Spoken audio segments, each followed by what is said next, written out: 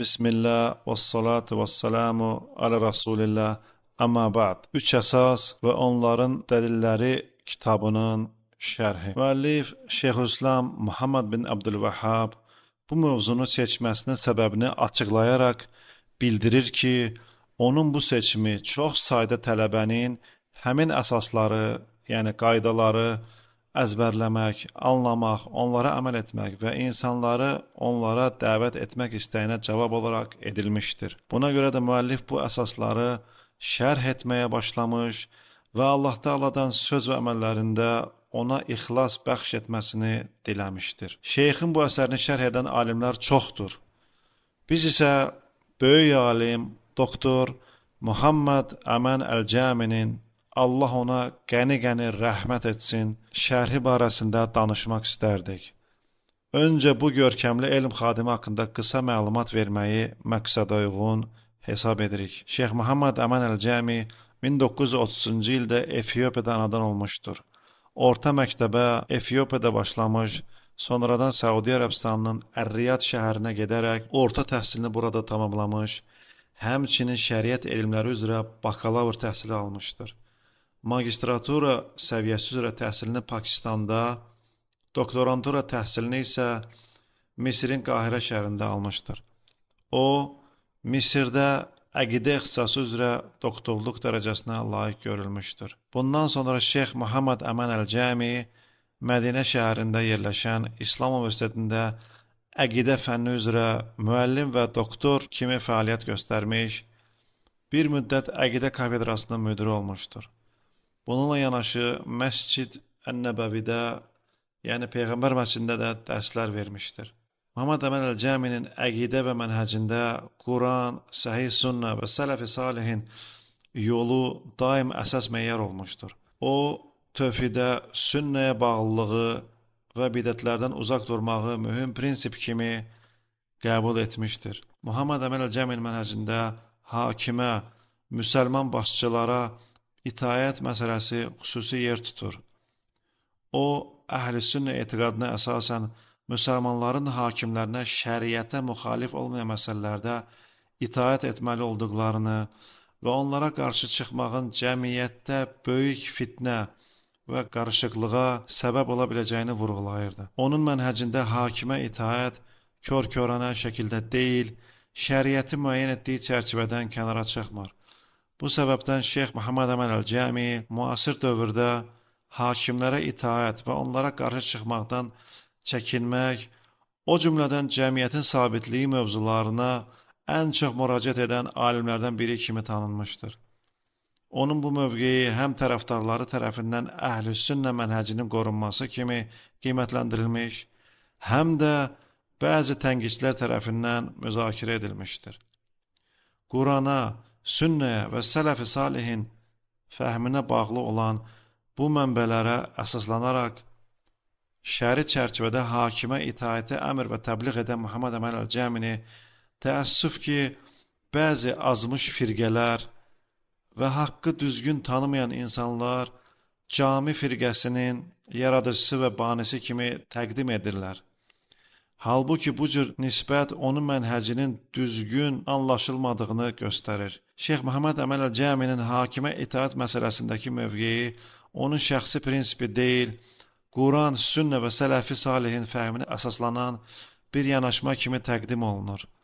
Buna görə də onu müəyyən bir firqənin banisi kimi vəsf etmək obyektiv yanaşma deyil. Muhammed Əmən Əl-Cəmi müəllif Şeyxülislam Muhammed bin Abdülvəhhab haqqında qısa məlumat verir. Müəllif 1115-ci hicri ilində, yəni miladi təqvimlə 1703-cü ildə Nəcd bölgəsində yerləşən Uyeynə qəsəbəsində anadan olmuşdur. O, elmə və təhsilə bağlı ziyalı ailəsində yetişmişdir. Atası həmin qəsəbədə qazı, alim və müəllim kimi tanınırdı. Ailə mühiti onun erkən yaşlardan şəxsiyyət kimi formalaşmasına böyük təsir göstərmişdir. Uşaqlıq dövründə onun üstün zəkasının göstəricilərindən biri Quranı 10 yaşına çatmamış əzbərləməsi olmuşdur. 12 yaşı tamam olmamış həddi büluğa çatdığından oğlunun parlaq zəkaya və yüksək intellektual potensiala malik olduğunu görən atası onu imam olaraq önə keçirmişdir. Atası daim onun təhsilinə xüsusi diqqət yetirmiş, oğlunu Şeyxülislam İbn Teymiyənin və onun tələbəsi İbn Qeyyimin kitablarını öyrənməyə yönəltmişdir. Bu əsərlərin onun elmi və etiqadi dünya görüşünün formalaşmasında böyük təsir olmuşdur. Formalaşdığı mühit haqda Şeyxülislam Muhammed bin Abdülvahhab yalnız elmi mühitdə deyil, həm də cəhalət və etiqadi sapmaların geniş yayıldığı bir mühitdə böyümüşdür. Həmin dövrdə cəmiyyət dini baxımdan cahiliyyət vəziyyətində idi. Bəzi insanlar xurma ağaclarına, qəbirlərə və cinlərə ibadət edirdilər. Onun böyüdüyü bu etiqadi mühit gələcək fəaliyyətin formalaşmasına mühüm təsir göstərmişdir. Çünki uşaqlıq və gənclik illərində insanların bu cür yanlış inanclarına şahid olması, onda düzgün əqidənin təbliğinin, tövhidə dəvətin, şirk və cəhalətlə mübarizənin nə qədər vacib olduğu barədə dərin təsəvvür yaratmışdır. Muhammed Əmin Əl-Cəmi gənc Muhammed bin Abdülvahhabın yaşadığı bölgədə cəhalətin geniş yayıldığını və bunun yalnız öz ölkəsi ilə məhdudlaşmadığını gördüyü üçün elm öyrənmək məqsədi ilə səfərə çıxmağa qərar verdi. Mədinəyə getdi və burada qalaraq elm öyrəndi. Mədinədə Allah Teala onu bir sıra hədis alimləri ilə qarşılaşdırdı. Onların ən məşhurlarından biri, onun zəkasına və müsəlmanların islahına olan marağına heyran qalan Şeyx Abdullah bin İbrahim İbn Seyf Ali Seyf idi. Gənc özünü islah fəaliyyətinə hazırlamağa başladı və Mədinə məscidində bəzi müəllimlərə öz dərslərini təqdim etdi. Bunların arasında Şeyx Muhammed Həyat Əs-Sindi, Şeyx Əl-Əcmi və Şeyx Əl-Əhsai də var idi. O təhsilində hədis elmlərinə və səhih hədis kitablarına xüsusi diqqət yetirirdi. Məsələn, İmam Şafinin kitablarını oxuyaraq, onun ideyalarını mənimsəyir, ümumən elmi əsaslandırmalarında həmin mənbələrə geniş yer verirdi. O, insanların, Peyğəmbərin, Allahın salavatı və salamı ona olsun, qəbrini ziyarət zamanı etdikləri bəzi əməllərin, xüsusilə qəbrə bağlanmaq və onun vasitəsilə təvəssül etmək kimi davranışların şahidi olur və bunları doğru hesab etməyərək rədd edirdi. Bir dəfə Peyğəmbərin, Allahın salavatı və salamı olsun ona, qəbrini ziyarət edərkən insanların qəbrə sarıldıqlarını və ona toxunduqlarını gördü. Şeyx Muhammed Həyat Əs-Sindinin yanına gedərək bu insanlar barəsində onunla söhbət elədi.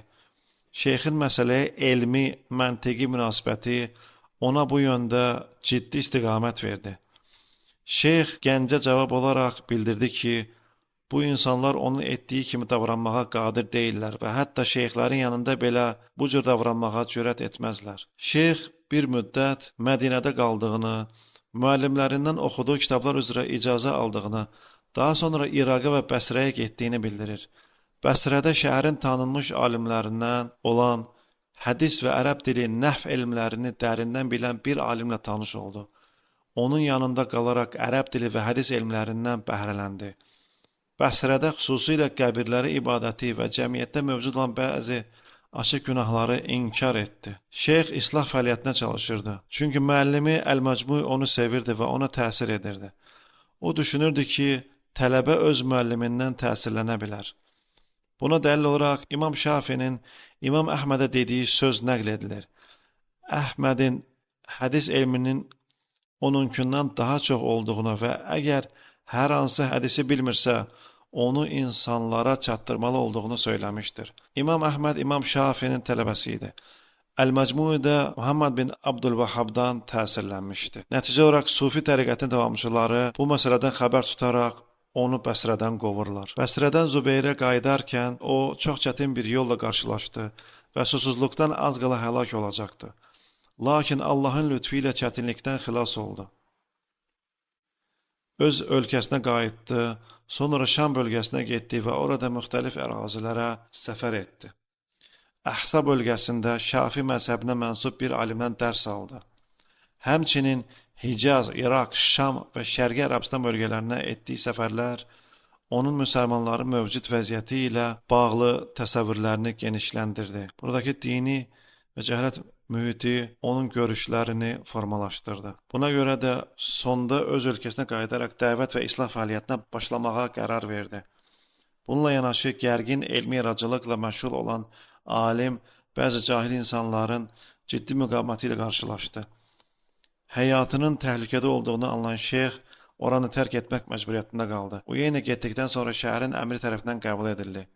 Şeyx görüş zamanı dəvətinin mahiyyətini ona izah edərək, bunun səbir və təmkin tələb edən ümumi İslami dəvət olduğunu bildirdi. Əmir ondan səbir edə biləcəksənmi deyə soruşdu. Şeyx isə əminliklə səbir edəcəyini bildirdi və həqiqətən də sonralar qarşılaşdığı çətinliklərə, təzyiqlərə və müxalif qüvvələrə qarşı böyük iradə nümayiş etdirdi. Onun həyata keçirdiyi mühüm işlərdən biri ibadət edilən bəzi ağacların və bu qəbildən olan digər obyektlərin aradan qaldırılması idi. Həmçinin zinətmiş bir qadınla bağlı hadisə baş verdi. Qadından günahını etiraf etməsi və tövbə edərək təmizlənməsi tələb olundu. Bundan sonra isə ona şəriətdə müəyyən edilmiş hədd cəzası, daşqalaq tətbiq edildi. Bu islah fəaliyyətlərinin xəbəri bölgəyə yayıldı. Bəzi əmirlər isə onun addımlarına qarşı çıxaraq bu işi mutavva adlandırmaqla yeni bir iş kimi qiymətləndirdilər. Müxaliflərin təzyiqi artdı.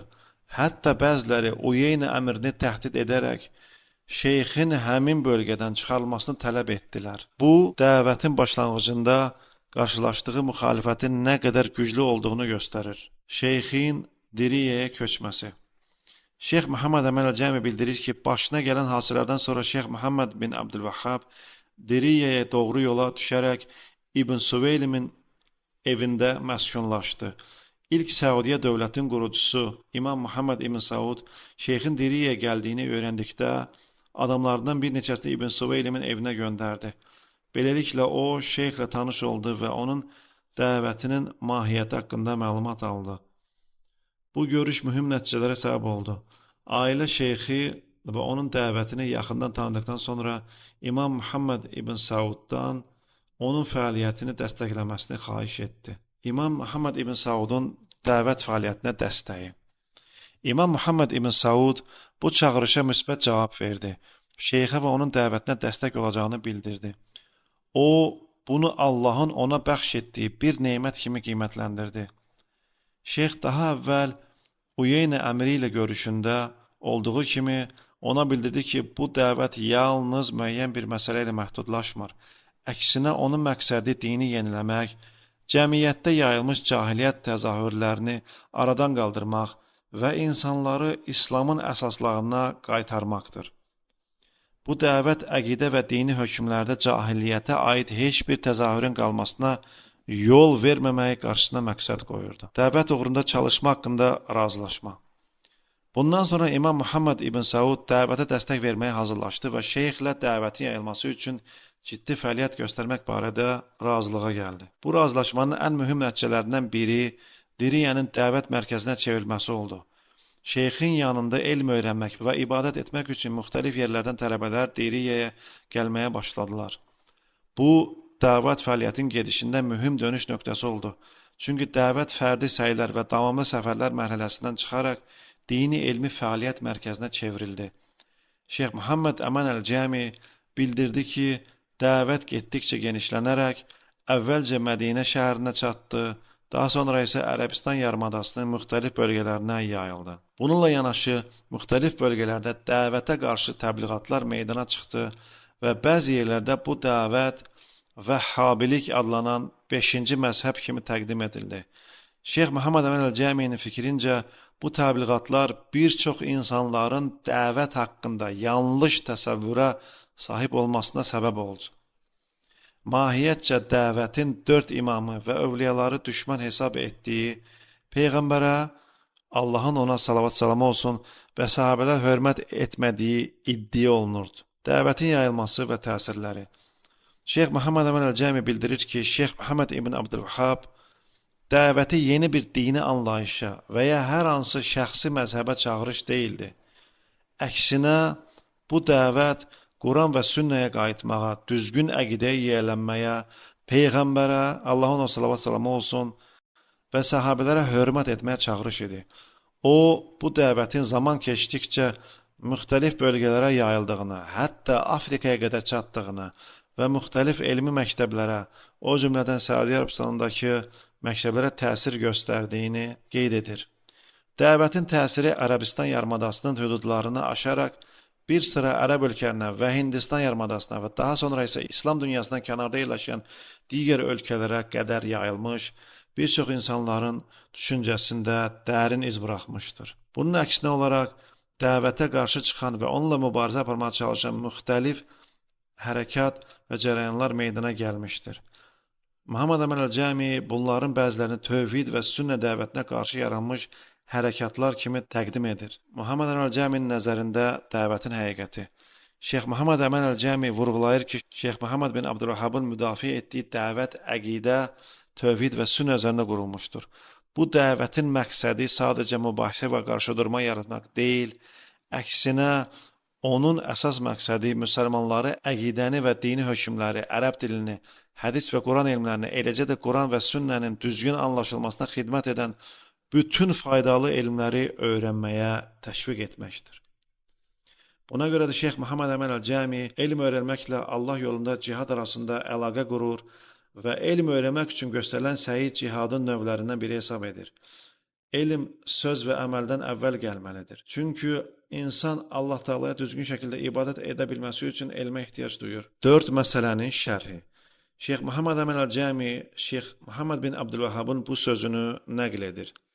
İ'lam rahimakallah ennehu yecibu aleyna teallumu arba'i məsailə. Bil ki, Allah sənə rəhmət etsin, bizim 4 məsələni öyrənməyimiz vacibdir. Sonra bu sözün izahına başlayır. Şeyxin bil ki, Allah sənə rəhmət etsin duası yalnız tələbələrə deyil, hər bir oxucu və dinləyiciyə ünvanlanmışdır. Şeyxin bizə vacibdir ifadəsi də eyni məzmunda geniş kütləyə xitabən söylənmişdir. Burada məqsəd sözügedən məsələlərin hər bir müsəlman kişi və qadın tərəfindən öyrənilməsinin vacib olmasıdır. Çünki bu risalə müsəlmanın öz dinində bilməli olduğu əsas məsələləri açıqlayır. 4 məsələnin əhəmiyyəti bundan ibarətdir ki, Şeyx Muhammed bin Abdülvəhhab müsəlmana dinində ehtiyac duyduğu əsas məlumatları qısa şəkildə təqdim etmək istəyir. İnsanın yalnız ad olaraq müsəlman olması kifayət deyil. O, etiqad etməli, dili ilə söylədiyi və əməl etməli olduğu mühüm məsələləri bilməlidir. Buna görə şeyx müsəlmanın öyrənməli olduğu əsas məsələlərin mövcud olduğunu açıqlayır və sonra onları Quran və sünnədən dəlillərlə bir-bir izah etməyə başlayır. Şeyxülislam Muhammed bin Abdülvəhhab buyurur: "Əl-ulə və huve ma'rifatullah." Birinci elmdir. Elm isə Allahı və onun peyğəmbərini və İslam dinini dəlillərlə bilməkdir. Müəllif Allahı tanımağın, onun adlarını və sifətlərini, nemət və lütflərini, eləcə də nazil etdiyi ayələri, kainatda yaratdığı əlamət və dəlilləri tanımaqdan ibarət olduğunu açıqlayır. Müəllif Allahı tanımağın, onu sevməyi, ondan qorxmağı və onu təzim etməyi tələb etdiyini vurğulayır. Çünki bəndənin Rəbbini tanıması, onu Allahın əmrlərini və şəriətini uca tutmağa, eyni zamanda hər zaman Yaradanın nəzarəti altında olduğunu dərk edərək ondan qorxmağa sövq edir. Bunun zirvəsi məhəbbət və xofdur. Çünki Allah Taalanı sevmək imanın ruhudur və iman Allah sevgisi olmadan canlı və təsirli ola bilməz. Sonra müəllif izah edir ki, Allahı tanımaq yalnız nəzəri bilik və ya sadəcə bir iddia ilə məhdudlaşmır. Bu anlayış özündə çoxsaylı etiqadı və imani məqamları ehtiva edir. Onların sırasına rübubiyyət tövhidi, uluhiyyət tövhidi, eləcə də ad və sifətlər tövhidi daxildir. Müəllif Allahı tanımaqla Allahın xəbər verdiklərinə iman arasında da əlaqə yaradır. Buraya səmavi kitablara, cənnətə, cəhənnəmə və Allah Taalanın xəbər verdiyi digər məsələlərə iman daxildir.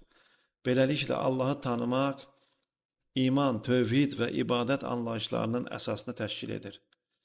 Sonra Şeyxülislam Muhammed bin Abdülvəhhab belə buyurur: Ma'rifətun nəbiyyihi, Peyğəmbəri tanımaq. Peyğəmbəri, Allahın ona salavat salamı olsun, tanımaq iman edilməli olan qeyb məsələlərindən biri kimi izah edilir. Bildirilir ki, Peyğəmbəri tanımaq onun xəbər verdiyi hər şeyi təsdiq etməyi, ona itaət etməyi, xəbərini doğru qəbul etməyi, onun hidayətinə tabe olmağı və ona tam şəkildə itaəti tələb edir. Onun, Allahın ona salavatı və salamı olsun, sözü heç kimin sözü ilə qarşılaşdırılmamalıdır. Həmçinin Peyğəmbəri, Allahın ona salavatı və salamı olsun, həqiqi şəkildə tanımamağın əlamətlərindən biri insanların fikirlərinin və baxışlarının Peyğəmbərin sünnəsindən üstün tutulması və ya onun söz və hidayətinə müxtəlif fikirlərlə qarşı çıxılmasıdır. Düzgün qayda budur ki, Allahın kitabına və Peyğəmbərin Allahın ona salavat salamı olsun, sünnəsinə əsaslanan qaydalar qəbul edilməlidir. İnsanların öz yanaşmaları ilə hazırladıkları, Qurana və sünnəyə uyğun gəlməyən qaydalar isə qəbul edilmir. Peyğəmbəri, Allahın ona salavatı və salamı olsun, tanımaq yalnız onun həyatı və fəaliyyətini yaxşı bilməkdən və ya ona şəxsi məhəbbət bəsləməkdən ibarət deyil. Əslində tələb olunan şəri elm, İnsanı ona tabi olmağa, itaət etməyə və onun verdiyi xəbərləri təsdiqləməyə sövq etməlidir. Bu, hər bir müsəlmanın bilməli olduğu məsələlərdəndir. Ona görə də Peyğəmbər, Allahın ona salavatı və salamı olsun, haqqında sadəcə məlumatlara sahib olmaqla kifayətlənmək heç bir dini mənəvi əhəmiyyət daşımır. Bəzi kafir və müşriklər Peyğəmbərin, Allahın ona salavatı və salamı olsun, kim olduğunu yaxşı tanıyırdılar. Onun doğru danışdığını və etibarlı insan olduğunu bilirdilər. Hətta onun peyğəmbərliyinin bəzi xüsusiyyətlərini də qəbul edirdilər. Amma sadəcə bilmək onlara fayda vermədi. Çünki onlar ona iman gətirmədilər. Şeyx Muhammed Əmin Əl-Cəmi izah edir ki, Allahın bütün peyğəmbərlərinə göndərdiyi İslam öz əsası etibarilə bir dindir. Bu din Nuh Peyğəmbərdən başlayır və Peyğəmbərlərin sonuncusu Məhəmməd, Allahın ona salavatı və salamı olsun, ilə tamamlanır. Sonra Şeyxülislam Muhammed İbn Vəhhab deyir və mərifətü dinil İslam, İslam dinini dəlillərlə bilmək. Allah Teala Quranda belə buyurur, İnnə dinə indəllahil İslam. Şübhəsiz, Allah dərgahında din İslamdır. Əl-İmran surəsi 19-cu ayə. İslam Allahı təkləşdirməklə, ona təslim olmaq, itaətlə ona boyun əymək və Peyğəmbərlərin gətirdiklərinə iman etməkdir. Şeyx Muhammed Əmin Əl-Cəmi vurğulayır ki, İslamı tanımaq yalnız insanın özünü müsəlman adlandırması və ya bu adı işlətməsi ilə kifayətlənmir. Əksinə Muhammed Peyğəmbərin, Allahın ona salavatı və salamı olsun, gətirdiyi dinin həqiqətini və ondan əvvəlki Peyğəmbərlərin gətirdiklərini bilmək və onların hamısını təsdiq etmək lazımdır.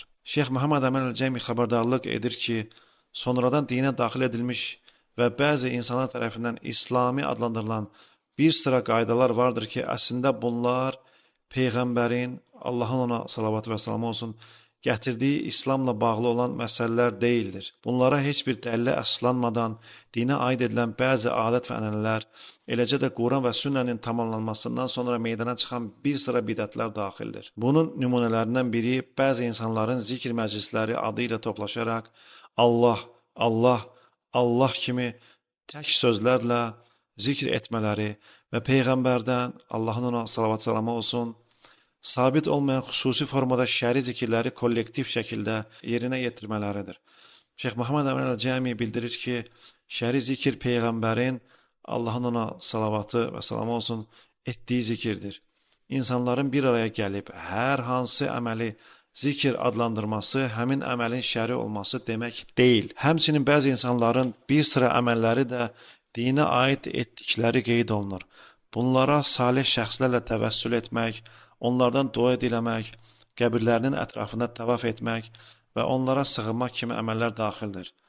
Şeyx Muhammed Əmin Əl-Cəmi elmi məntiqi əsası olmadan dini məzmunla əlaqələndirilmiş belə davranışların Peyğəmbərin, Allahın ona salavatı və salamı olsun, gətirdiyi İslamın bir hissəsi olmadığını bildirir. Daha sonra Şeyx Allah Teala'nın Val Asr, and olsun axşam çağına surəsini zikr edir və bildirir ki, Allah Teala böyük hikmətlər və mənalar daşıdığı üçün əsrə, yəni zamana and içmişdir.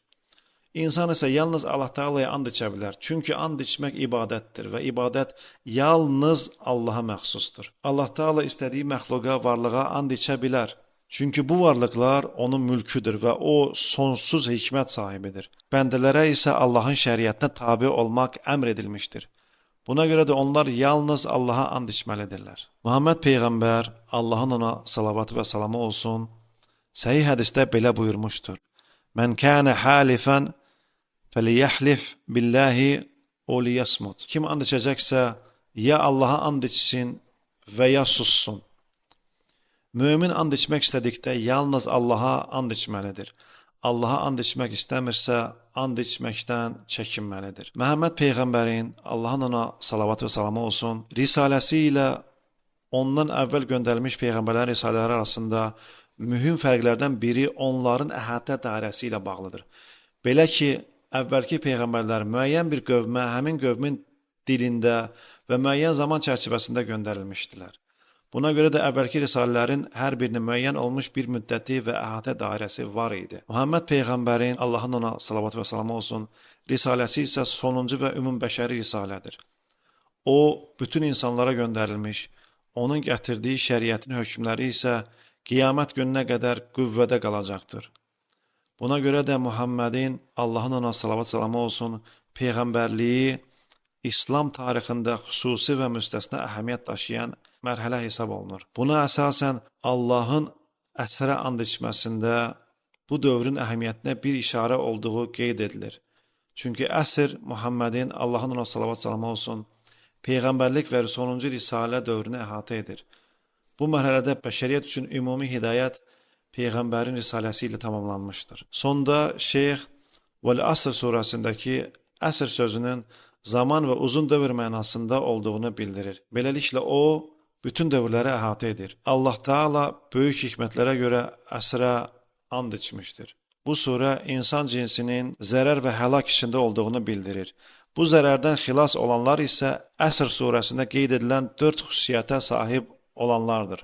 Birinci, iman, ikinci, salih əməl, üçüncü, haqqı tövsiyə etmək, dördüncü, səbri tövsiyə etmək. İman Allah Taalaya, onun mələklərinə, kitablarına, peyğəmbərlərinə və axirət gününə iman etməyi əhatə edir. Bu əsaslar illellezine amanu və amilus salihat ayəsində zikr olunur. Tərcüməsi isə belədir. Yalnız iman gətirib salih əməllər edənlər istisnadır. Növbəti dərsimizdə isə inşallah ikinci məsələ haqqında danışacağıq.